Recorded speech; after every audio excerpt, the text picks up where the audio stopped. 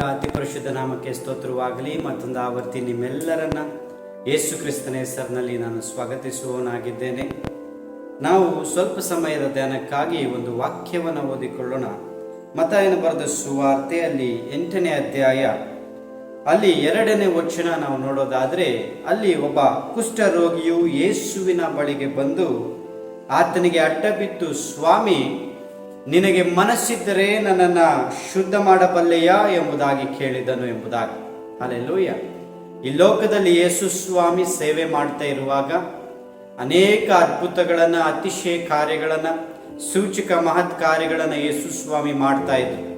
ಅನೇಕ ಜನರಿಗೆ ಯೇಸು ಸ್ವಾಮಿ ಸೂಚಕ ಮಹತ್ ಕಾರ್ಯಗಳನ್ನು ಮಾಡ್ತಾನೆ ಎಂಬ ವಿಷಯ ಅನೇಕ ಕಡೆ ಜನರು ಸಾರ್ತಾ ಇದ್ರು.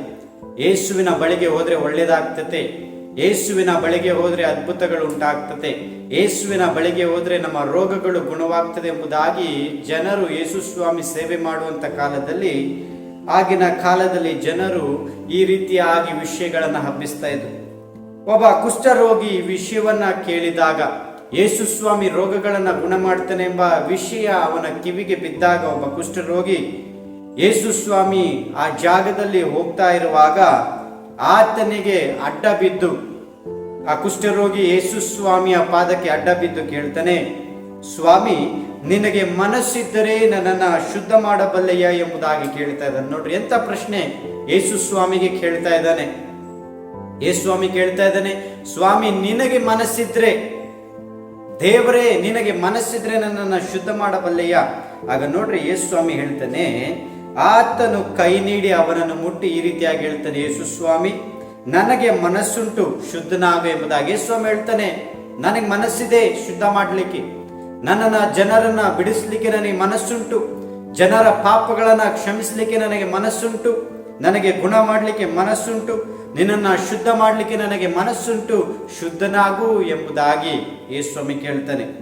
ನಿನಗೆ ಮನಸ್ಸುಂಟಾ ಎಂಬುದಾಗಿ ಯೇಸು ಸ್ವಾಮಿ ಕೇಳ್ತಾನೆ. ನೋಡ್ರಿ, ಆ ಕುಷ್ಠರೋಗಿ ಹೇಳ್ತಾನೆ, ಸ್ವಾಮಿ, ನಿನಗೆ ಮನಸ್ಸಿದ್ರೆ ನನ್ನನ್ನು ಗುಣ ಮಾಡು ಎಂಬುದಾಗಿ ಕೇಳಿದಾಗ ಯೇಸು ಸ್ವಾಮಿ ಕೇಳ್ತಾನೆ, ನನಗೆ ಮನಸ್ಸಿದೆ ನಿನ್ನನ್ನು ಗುಣ ಮಾಡಲಿಕ್ಕೆ, ನಿನಗೆ ಮನಸ್ಸಿದೆಯಾ?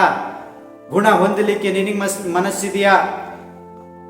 ರೋಗವನ್ನ ಬಿಡುಗಡೆ ಮಾಡಿಕೊಳ್ಳಲಿಕ್ಕೆ, ರೋಗದಿಂದ ಬಿಡುಗಡೆಯಾಗಿ ಆರೋಗ್ಯದಿಂದ ಇರಲಿಕ್ಕೆ, ಗುಣ ಹೊಂದಲಿಕ್ಕೆ ನಿನಗೆ ಮನಸ್ಸಿದೆಯಾ ಎಂಬುದಾಗಿ ಯೇಸು ಸ್ವಾಮಿ ತಿರುಗಿ ಕೇಳುವಾಗ ಆತನು ಹೇಳ್ತಾನೆ, ಸ್ವಾಮಿ, ನನಗೆ ಮನಸ್ಸಿದೆ, ನನ್ನನ್ನು ಶುದ್ಧ ಮಾಡು ಎಂಬುದಾಗಿ ಕೇಳುವಾಗ ಯೇಸು ಸ್ವಾಮಿ ತನ್ನ ಕೈಯನ್ನು ಚಾಚಿ ಆತನಿಗೆ ಗುಣ ಮಾಡ್ತಾ ಇದ್ದಾನೆ. ಪ್ರಿಯ ದೇವ ಜನರೇ, ಇವತ್ತು ನಾವು ಅನೇಕ ಸಾರಿ ಯೇಸು ಸ್ವಾಮಿಗೆ, ದೇವರಿಗೆ ಪ್ರಶ್ನೆ ಕೇಳ್ತೀವಿ, ದೇವರೇ, ನಿನ್ನಿಂದ ಆದ್ರೆ ಇದನ್ನು ತೆಗೆದಾಕು ಸ್ವಾಮಿ, ನಿನ್ನಿಂದ ಆದ್ರೆ, ನಿನ್ನಿಂದ ಸಾಧ್ಯ ಇದ್ರೆ ಈ ಕಷ್ಟಗಳಿಂದ ನನ್ನಿಂದ ಗುಣ ಮಾಡು, ನಿನ್ನಿಂದ ಸಾಧ್ಯ ಇದ್ರೆ ನನಗೆ ಬಿಡುಗಡೆ ಕೊಡು, ನಿನಗೆ ಮನಸ್ಸಿದ್ರೆ ನನ್ನ ರೋಗವನ್ನ ತೆಗಿ ಸ್ವಾಮಿ, ನಿನ್ನಿಂದ ಆದ್ರೆ ನನಗೆ ಒಳ್ಳೆಯದನ್ನ ಮಾಡು ಎಂಬುದಾಗಿ ಯೇಸು ಸ್ವಾಮಿಗೆ ಈ ಪ್ರಶ್ನಾರ್ಥಕವಾದಂತ ನಾವು ವಿಷಯಗಳನ್ನ ಯೇಸು ಸ್ವಾಮಿ ಕೇಳ್ತೀವಿ, ಪ್ರಶ್ನೆಗಳನ್ನ ಯೇಸು ಸ್ವಾಮಿ ಕೇಳ್ತೀವಿ. ಕೆಲವೊಂದ್ಸಲ ಯೇಸು ಸ್ವಾಮಿಯಿಂದ ಆಗ್ತದೋ ಇಲ್ಲವೋ ಎಂಬ ಅನುಮಾನದಿಂದ ದೇವರಿಗೆ ನಾವು ಕೇಳ್ತೇವೆ. ಇಲ್ಲಿ ಈ ಕುಷ್ಠರೋಗಿಯು ಮಾಡಿದ ಅದೇ ಕೆಲಸ. ಸ್ವಾಮಿ, ನಿನಗೆ ಮನಸ್ಸಿದ್ರೆ, ಈ ಕುಷ್ಠರೋಗಿಗೆ ಮೊದಲೇ ಗೊತ್ತಿತ್ತು, ಯೇಸು ಸ್ವಾಮಿ ಅನೇಕ ಜನರ ಕುಷ್ಠರೋಗವನ್ನ ಬಿಡುಗಡೆ ಮಾಡಿದ್ದಾನೆ, ಅನೇಕ ಜನರಿಗೆ ಆರೋಗ್ಯವನ್ನ ಕೊಟ್ಟಿದ್ದಾನೆ ಎಂಬುದಾಗಿ ಗೊತ್ತಿದ್ರು ಸಹ ಯೇಸು ಸ್ವಾಮಿ ಕೇಳ್ತಾ ಇದ್ದಾನೆ, ಸ್ವಾಮಿ, ನಿನಗೆ ಮನಸ್ಸಿದೆಯಾ? ಯೇಸು ಸ್ವಾಮಿ ಹೇಳ್ತಾನೆ, ತಂದೆ, ಮಗನೇ, ನನಗೆ ಮನಸ್ಸಿದೆ, ನೀನು ಗುಣ ಆಗು ಎಂಬುದಾಗಿ ಯೇಸು ಸ್ವಾಮಿ ಹೇಳ್ತಾನೆ. ಪ್ರಿಯ ದೇವ ಜನರೇ, ಇವತ್ತು ನಮ್ಮನ್ನ ಗುಣ ಮಾಡಲಿಕ್ಕೆ, ನಮ್ಮ ಪರಿಸ್ಥಿತಿಗಳನ್ನ ಬದಲಾವಣೆ ಮಾಡಲಿಕ್ಕೆ, ನಮ್ಮನ್ನ ಅಭಿವೃದ್ಧಿ ಮಾಡಲಿಕ್ಕೆ, ನಮ್ಮನ್ನ ಏಳಿಗೆ ಮಾಡಲಿಕ್ಕೆ ಯೇಸು ಸ್ವಾಮಿಗೆ ಮನಸ್ಸಿದೆ. ಯೇಸು ಸ್ವಾಮಿಗೆ ಇವತ್ತು ಇಷ್ಟ ಇದೆ ನಮ್ಮನ್ನ ಗುಣ ಮಾಡಲಿಕ್ಕೆ, ನಮ್ಮ ಪರಿಸ್ಥಿತಿಯನ್ನ ಬದಲಾವಣೆ ಮಾಡಲಿಕ್ಕೆ ಯೇಸು ಸ್ವಾಮಿಗೆ ಇಷ್ಟ ಇದೆ. ಮೊದಲು ನಮಗೆ ಮನಸ್ಸಿರಬೇಕು ಯೇಸು ಸ್ವಾಮಿಯಿಂದ ಅಭಿವೃದ್ಧಿನ ಹೊಂದಿಕೊಳ್ಳಲಿಕ್ಕೆ, ಯೇಸು ಸ್ವಾಮಿಯಿಂದ ಬಿಡುಗಡೆಯನ್ನು ಹೊಂದಿಕೊಳ್ಳಲಿಕ್ಕೆ, ಯೇಸು ಸ್ವಾಮಿಯಿಂದ ಮಿರಾಕಲ್ಗಳನ್ನು ಹೊಂದಿಕೊಳ್ಳಲಿಕ್ಕೆ ನಮಗೆ ಮನಸ್ಸಿರಬೇಕು. ದೇವ್ರು ಯಾವಾಗ್ಲೂ ರೆಡಿ ಇದ್ದಾರೆ ತನ್ನ ಜನರನ್ನ ಮುಟ್ಲಿಕ್ಕೆ. ಯೇಸು ಸ್ವಾಮಿ ಯಾವಾಗ್ಲೂ ರೆಡಿ ಇದ್ದಾರೆ. He is ready always. ಯಾವಾಗ್ಲೂ ಆತನ ರೆಡಿ ಆಗಿದ್ದಾನೆ ತನ್ನ ಭಕ್ತರನ್ನ ಗುಣ ಮಾಡಲಿಕ್ಕೆ, ತನ್ನ ಮಕ್ಕಳನ್ನ ಗುಣ ಮಾಡಲಿಕ್ಕೆ. ಯೇಸು ಸ್ವಾಮಿಗೆ ಯಾವಾಗ್ಲೂ ಮನಸ್ಸಿದೆ. ಆದ್ರೆ ತಂದೆಯಿಂದ ಬಿಡುಗಡೆಯನ್ನು ಹೊಂದಿಕೊಳ್ಳಲಿಕ್ಕೆ ಮಕ್ಕಳಿಗೆ ಮನಸ್ಸಿರಬೇಕು. ಪ್ರಿಯ ದೇವ ಜನರೇ, ಇವತ್ತು ಯೇಸು ಸ್ವಾಮಿಗೆ ನಾವು ಮಕ್ಕಳಾಗಿದ್ದೇವೆ. ಯೇಸು ಸ್ವಾಮಿ ನಮಗೆ ತಂದೆಯಾಗಿದ್ದಾರೆ. ನಮ್ಮ ತಂದೆಯಾದ ಯೇಸು ಸ್ವಾಮಿ ಯಾವಾಗಲೂ ಇಷ್ಟಪಡ್ತಾನೆ ತನ್ನ ಮಕ್ಕಳನ್ನ ಗುಣ ಮಾಡಬೇಕೆಂಬುದಾಗಿ, ತನ್ನ ಮಕ್ಕಳು ಯಾವಾಗಲೂ ಚೆನ್ನಾಗಿರ್ಬೇಕೆಂಬುದಾಗಿ, ತನ್ನ ಮಕ್ಕಳು ಆರೋಗ್ಯವಾಗಿರ್ಬೇಕೆಂಬುದಾಗಿ ಯೇಸು ಸ್ವಾಮಿ, ತಂದೆಯಾದ ಯೇಸು ಸ್ವಾಮಿ ನಮಗೆ ಯಾವಾಗಲೂ ಈ ರೀತಿಯಾಗಿ ಯೋಚನೆ ಮಾಡ್ತಾನೆ. ಆದರೆ ಮಕ್ಕಳಾದಂಥ ನಾವು ಕೂಡ ಯೇಸು ಸ್ವಾಮಿಗೆ ಮನಸ್ಸಿದೆ ಎಂಬುದಾಗಿ ತಿಳಿದುಕೊಂಡು ನಮ್ಮ ಮನಸ್ಸನ್ನ ನಾವು ಸಿದ್ಧ ಮಾಡಿಕೊಳ್ಬೇಕು. ಯಾವುದಕ್ಕೆ ಸಿದ್ಧ ಮಾಡಿಕೊಳ್ಬೇಕು? ಯೇಸು ಸ್ವಾಮಿಯಿಂದ ಮುಟ್ಟುವಿಕೆಯನ್ನು ಅನುಭವಿಸ್ಲಿಕ್ಕೆ, ಯೇಸು ಸ್ವಾಮಿಯಿಂದ ಬಿಡುಗಡೆಯನ್ನು ಅನುಭವಿಸ್ಲಿಕ್ಕೆ, ಯೇಸು ಸ್ವಾಮಿಯಿಂದ ಅದ್ಭುತವನ್ನು ಹೊಂದಿಕೊಳ್ಳಲಿಕ್ಕೆ ಇವತ್ತು ನಮಗೆ ಮನಸ್ಸಿರಬೇಕು ಪ್ರಿಯ ದೇವ ಜನರೇ. ಹಾಗಾಗಿ ಈ ಕುಷ್ಠರೋಗಿ ಹೇಳ್ತಾನೆ, ಸ್ವಾಮಿ ನಿನಗೆ ಮನಸ್ಸಿದ್ರೆ ನನ್ನನ್ನು ಗುಣ ಮಾಡು. ಹಾಗೆ ಸ್ವಾಮಿ ಹೇಳ್ತಾನೆ, ಮಗನೇ ನನಗೆ ಮನಸ್ಸಿದೆ, ನಿನಗೆ ಮನಸ್ಸುಂಟೋ ಎಂಬುದಾಗಿ ಸ್ವಾಮಿ ಕೇಳಿದಾಗ, ಹೌದು ಸ್ವಾಮಿ ಮನಸ್ಸಿದೆ ಎಂಬುದಾಗಿ ಹೇಳುವಾಗ ಕೂಡಲೇ ಅವನ ಕುಷ್ಠ ವಾಸಿ ಆಯ್ತಂತೆ. ನೋಡ್ರಿ, ಯೇಸು ಸ್ವಾಮಿಗೆ ಯಾವಾಗಲೂ ಮನಸ್ಸಿದೆ. ಇವತ್ತು ಬಿಡುಗಡೆ ಹೊಂದಲಿಕ್ಕೆ ನಮಗೆ ಮನಸ್ಸಿರ್ಬೇಕು. ಯಾಕೆ ಇವತ್ತು ಜನಗಳಿಗೆ ಬಿಡುಗಡೆ ಆಗ್ತಾ ಇಲ್ಲ? ಸಭೆಗಳಿಗೆ ಬಂದ್ರೆ ಜನರಿಗೆ ಬಿಡುಗಡೆ ಆಗ್ತಾ ಇಲ್ಲ. ಕಾರಣ ಇಷ್ಟೇ, ಅವ್ರಿಗೆ ಮನಸ್ಸಿಲ್ಲ ಬಿಡುಗಡೆ ಆಗ್ಲಿಕ್ಕೆ. ಅವರು ಇವತ್ತು ಏನಾಗಿದ್ದಾರೆ, ಅಲ್ಲೇ ಇರೋದಕ್ಕೆ ಅವರು ಖುಷಿಯಾಗಿದ್ದಾರೆ, ತೃಪ್ತರಾಗಿದ್ದಾರೆ. ಇವತ್ತು ಅವರಿಗೆ ಮೇಲೆ ಬರಕ್ಕೆ ಆಗ್ತಾ ಇಲ್ಲ, ಅಭಿವೃದ್ಧಿ ಹೊಂದಲಿಕ್ಕೆ ಇಷ್ಟ ಇಲ್ಲ. ಯೇಸು ಸ್ವಾಮಿಗೆ ಜನರನ್ನ ಅಭಿವೃದ್ಧಿ ಮಾಡ್ಲಿಕ್ಕೆ ಇಷ್ಟ ಇದೆ. ಯೇಸು ಸ್ವಾಮಿಗೆ ಜನರನ್ನ ಉದ್ಧಾರ ಮಾಡ್ಲಿಕ್ಕೆ ಇಷ್ಟ ಇದೆ. ಯೇಸು ಸ್ವಾಮಿಗೆ ಜನರನ್ನ ಬಿಡುಗಡೆ ಮಾಡ್ಲಿಕ್ಕೆ ಇಷ್ಟ ಇದೆ. ಯೇಸು ಸ್ವಾಮಿಗೆ ಜನರನ್ನ ಆರೋಗ್ಯ ಕೊಡ್ಲಿಕ್ಕೆ ಇಷ್ಟ ಇದೆ. ಆದ್ರೆ ಜನರಿಗೆ ಇವತ್ತು, ಅನೇಕ ವಿಶ್ವಾಸಿಗಳಿಗೆ ಇವತ್ತು ಬಿಡುಗಡೆ ಹೊಂದಲಿಕ್ಕೆ, ಆರೋಗ್ಯವನ್ನು ಹೊಂದಲಿಕ್ಕೆ, ಮಿರಕಲ್ ಹೊಂದಲಿಕ್ಕೆ ಮನಸ್ಸಿಲ್ಲ. ಅವ್ರು ಏನಾಗಿದ್ದಾರೆ, ಇವತ್ತು ಯಾವ ಸ್ಥಳದಲ್ಲಿ ಇದ್ದಾರೆ ಅಲ್ಲೇ ಇರಲಿಕ್ಕೆ ಅವ್ರು ಇಷ್ಟಪಡ್ತಾ ಇದ್ದಾರೆ. ಕಂಫರ್ಟ್ ಝೋನ್ ಅಲ್ಲಿ ಇರೋದ್ರಿಂದ ಅವರಿಗೆ ಒಂದು ಹೆಜ್ಜೆ ಮುಂದೆ ಬರಲಿಕ್ಕೆ ಇವತ್ತು ಮನಸ್ಸಿಲ್ಲ.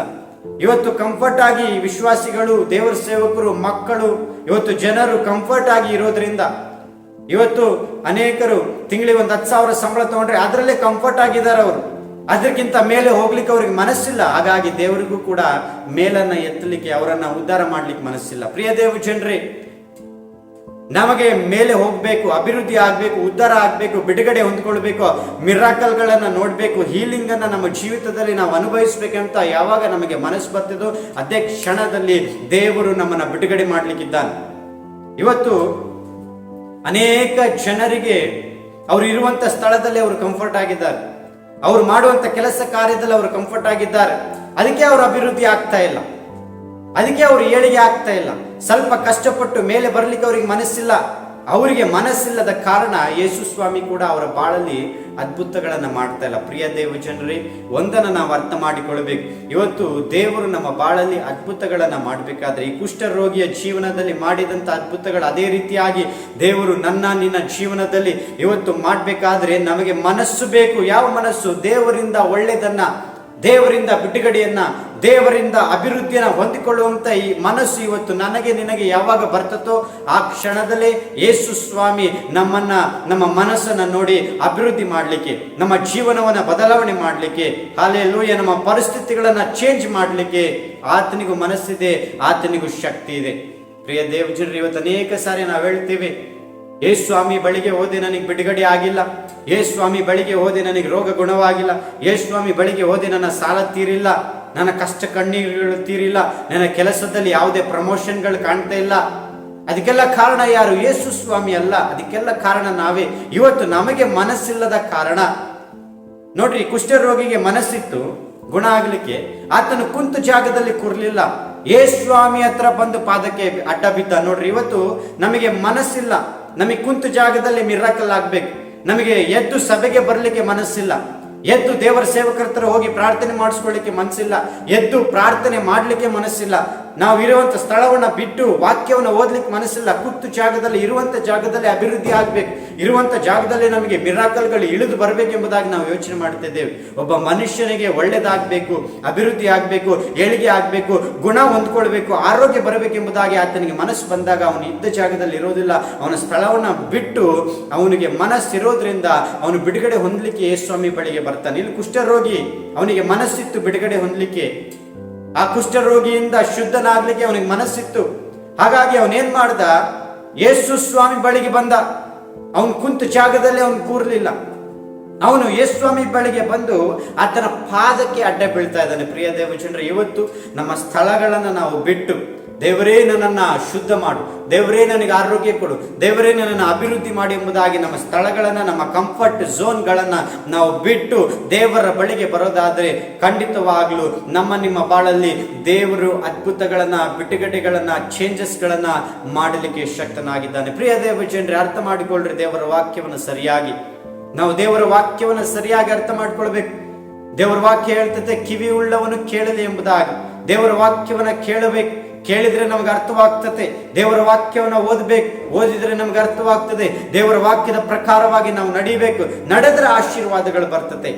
ಇವತ್ತು ನಮಗೆ ಬಿಡುಗಡೆ ಬೇಕಾದ್ರೆ, ಇವತ್ತು ನಮಗೆ ಆರೋಗ್ಯ ಬೇಕಾದ್ರೆ, ಇವತ್ತು ನಮ್ಮ ಜೀವನದಲ್ಲಿ ಏಳಿಗೆಗಳು ಬೇಕಾದ್ರೆ, ಉದ್ಧಾರಗಳು ಬೇಕಾದ್ರೆ, ಎಲ್ಲದಕ್ಕಿಂತ ಹೆಚ್ಚಾಗಿ ದೇವರು ನಮ್ಮನ್ನ ಮುಟ್ಟಬೇಕಾದ್ರೆ, ಬಿಡುಗಡೆ ಮಾಡಬೇಕಾದ್ರೆ, ಆರೋಗ್ಯ ಕೊಡಬೇಕಾದ್ರೆ, ಮಿರಾಕಲ್ಗಳು ನಮ್ಮ ಜೀವನದಲ್ಲಿ ನಾವು ನೋಡಬೇಕಾದ್ರೆ ಮೊದಲು ನಮಗೆ ಮನಸ್ಸಿರ್ಬೇಕು, ನಾವು ಸಿದ್ಧರಾಗಿರ್ಬೇಕು. ಯೇಸುಸ್ವಾಮಿಗೆ ಯಾವಾಗ್ಲೂ ಮನಸ್ಸಿದೆ, ತನ್ನ ಮಕ್ಕಳನ್ನ, ಜನರನ್ನ ಬಿಡುಗಡೆ ಮಾಡಲಿಕ್ಕೆ ಯೇಸುಸ್ವಾಮಿ ಯಾವಾಗ್ಲೂ ಸಿದ್ಧರಾಗಿದ್ದಾರೆ.